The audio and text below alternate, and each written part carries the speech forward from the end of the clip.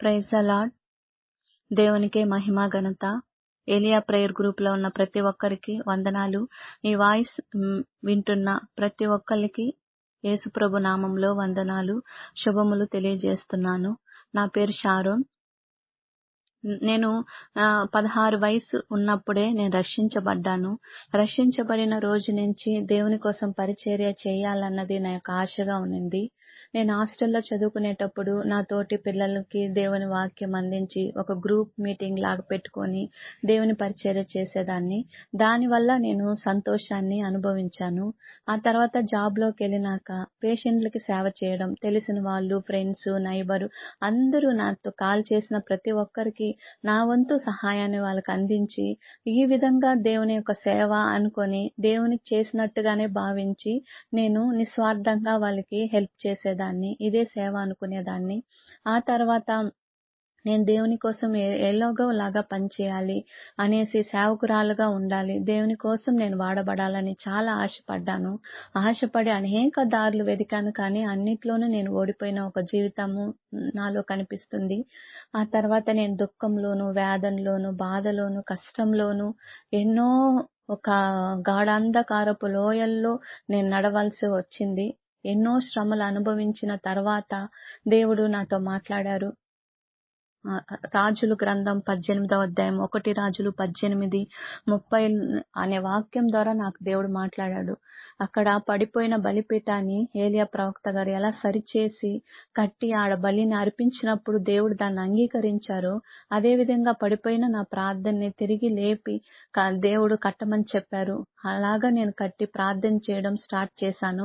12 గంటలకు ప్రార్థన చేసేటప్పుడు, అనేక మంది కోసం ప్రార్థన చేసేటప్పుడు దేవుడు మంచి ఒక రిజల్ట్ నాకు ఇచ్చాడు. అందరికి స్వస్థతను, విడుదలను దేవుడు దయచేశాడు. దాన్ని బట్టి నాకు అర్థమైంది, దేవుడు నా మొర ఆలకిస్తున్నాడు, దేవుడు కార్యం చేస్తాడు అని చెప్పి విశ్వసించి నేనేం చేశానంటే అనేక మంది కోసం ప్రార్థన చేయడం స్టార్ట్ చేశాను. ఎవరి కోసం ప్రార్థన చేయాలో తెలియనప్పుడు నేనేం చేసేదాన్నంటే, యూట్యూబ్లో వాక్యాలన్నీ వినేటప్పుడు కింద కామెంట్ బాక్స్ లో అందరూ వాళ్ళ ప్రార్థన రిక్వెస్ట్లు సెండ్ చేస్తూ ఉంటారు, నా కోసం ప్రార్థన చేయండి అని.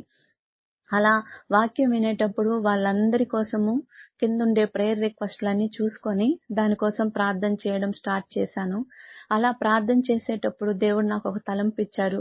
మీ ఫ్రెండ్స్ లోనే ఒక్కొక్కరిని గ్యాదర్ చేసుకొని నువ్వెందుకు ఎదుటి వాళ్ళ కోసం ప్రార్థన చేయకూడదు, ఒక గుంపుగా చేరి ఎందుకు ప్రార్థన చేయకూడదు అని దేవుడు ఒక తలంపు ఇచ్చారు.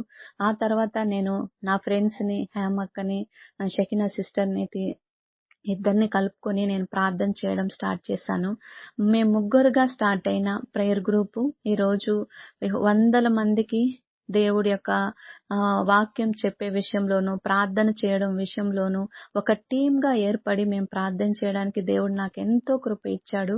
ప్రతిరోజు నూతన వాత్సల్యాన్ని దేవుడు చూపిస్తున్నాడు. నా కన్నీళ్ళని దేవుడు నాట్యంగా మార్చాడు. నేను దేనికోసం ఆశపడ్డాను దేవుని సముఖంలో, ప్రభువా నేను వాడబారని ప్రభువా, నేను నీకోసం తండ్రి పని చేయలేని పరిస్థితిలో ఉన్నానే అని ఎంత బాధపడ్డాను. ఆ విషయాల్లో దేవుడు నాకు సంతోషాన్ని, సమాధానాన్ని దయచేశాడు. ఇప్పుడు ప్రతిరోజు 6:30 గంటలకి కాన్ఫరెన్స్ ప్రేయర్ ద్వారా దేవుడు నాకు ఎంతో సంతోషాన్ని ఇచ్చాడు. అనేక మంది కోసం మేము ప్రార్థన చేస్తూ దాని ద్వారా నేను ఆశీర్వాదాలు పొందుకుంటున్నాను. ప్రతిరోజు ప్రార్థన ముగించబడిన తర్వాత ఎవరి కోసం ప్రార్థన చేశామో వాళ్ళ వ్యక్తిగత సాక్ష్యం మాకు చెప్పడం ద్వారా, అది వినడం ద్వారా దేవుడు నాకు రోజు నూతన బలాన్ని ఇచ్చి నడిపిస్తున్నారు. దేవుడు నాకు ఇంత గొప్ప కృపనిచ్చినందుకు దేవునికి స్తోత్రాలు.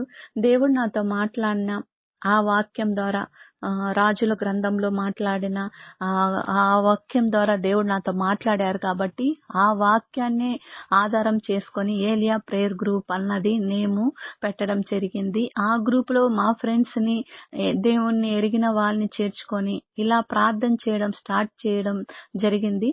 అందుకని దానికి ఏలియా ప్రేయర్ గ్రూప్ అనేసి వచ్చింది. అక్కడ ప్రార్థన ఎలా పడిపోయిన బలిపీఠాన్ని కట్టి దాని ద్వారా దేవుని యొక్క ప్రత్యక్షతని ఎలా పొందుకున్నారు, నా జీవితంలోనూ నేను పడిపోయిన స్థితిలో ఉన్నప్పుడు దేవుడు నన్ను లేపి నిలబెట్టి ఆయన కోసం వాడబడేదాన్నిగా దేవుడు ఉంచాడు కాబట్టి దానికి ఆ పేరు పెట్టడం జరిగింది. దేవుడు నా జీవితంలో చేసిన ప్రతి ఉపకారాలను బట్టి దేవునికి వందనాలు చెల్లిస్తున్నాను. ఇంకొక సాక్ష్యం ఏంటంటే, నేను ఈ ప్రేయర్ గ్రూప్ స్టార్ట్ చేసి 2, 3 నెలల పైనే అయిపోతుంది.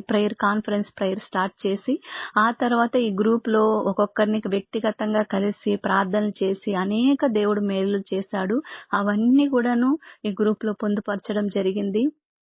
తర్వాత నా జీవితంలో ఎన్నో శోధనల గుండా నేను వెళ్లాల్సొచ్చింది. హెల్త్ విషయంలో చాలా రకాలుగా ఇబ్బంది పడ్డాను. అయినా కూడా దేవుడు నాకు స్వస్థతను, విడుదలను దయచేశాడు. ఒక రోజైతే నేను మెట్ల మీద నుంచి పడిపోయాను. పడిపోయేసి నా చెయ్యి ఫ్రాక్చర్ అయింది. బాగా వాపొచ్చేసింది. అసలు చెప్పలేను. నా చెయ్యి రొటేట్ అవ్వలేదు. నేనెంతో వేదన, బాధ చెందాను. నేను రెస్ట్ రూమ్‌కెళ్తే నా పని నేను చేసుకోలేని స్థితి. ఆ ఒక్కరోజు, ఆ పడిన రోజు నేనెంతో కన్నీళ్లతో దేవుని సముఖంలో ఎళ్ళాను. ప్రభువా, నేను అనేక మంది కోసం ప్రార్థన చేస్తున్నా. ప్రతిరోజు ఒక్కొక్కరిని బలపరుస్తూ, ప్రభువా వాళ్ళకన్నిటిని ప్రభువా నీవు చూడు అని మొరపెడుతున్నాను. అలాంటి నేను ఇలాంటి పరిస్థితిలో ఉండకూడదు ప్రభువా. యేసయ్యా నాకు సహాయం చేయని దేవుడిని నేను అడిగాను. ప్రభువా, నేను డాక్టర్ల దగ్గరికి వెళ్ళను. ఎక్కడికి వెళ్ళను ప్రభువా. డాక్టర్ల ద్వారా వైద్యం తీసుకొని నేను స్వస్థత పొందానన్న సాక్ష్యం నాలో నుంచి రాకూడదు. స్వస్థపరిస్తే నీవే నన్ను స్వస్థపరచాలి. లేదా నా చెయ్యి ఇలాగ ఉన్నా కూడా నాకు పర్లేదు ప్రభువా అని నేను ఆ వేదనకరమైన పరిస్థితి నుంచి మొరపెట్టినప్పుడు దేవుడు నా ప్రార్థన ఆలకించి ఆ రాత్రి ప్రార్థన దేవుడు విన్నాడు.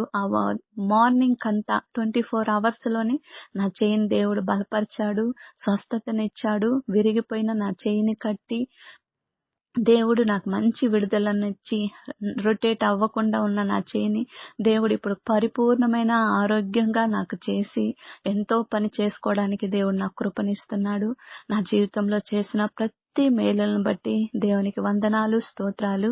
ముఖ్యంగా నాకు ఈ ప్రేయర్ గ్రూప్ నుంచి ఇట్లా అనేక మంది కోసం ప్రార్థన చేయడానికి దేవుడు నాకు ఇస్తున్న కృపను బట్టి దేవునికి వందనాలు. మీ అందరికీ కూడా వందనాలు.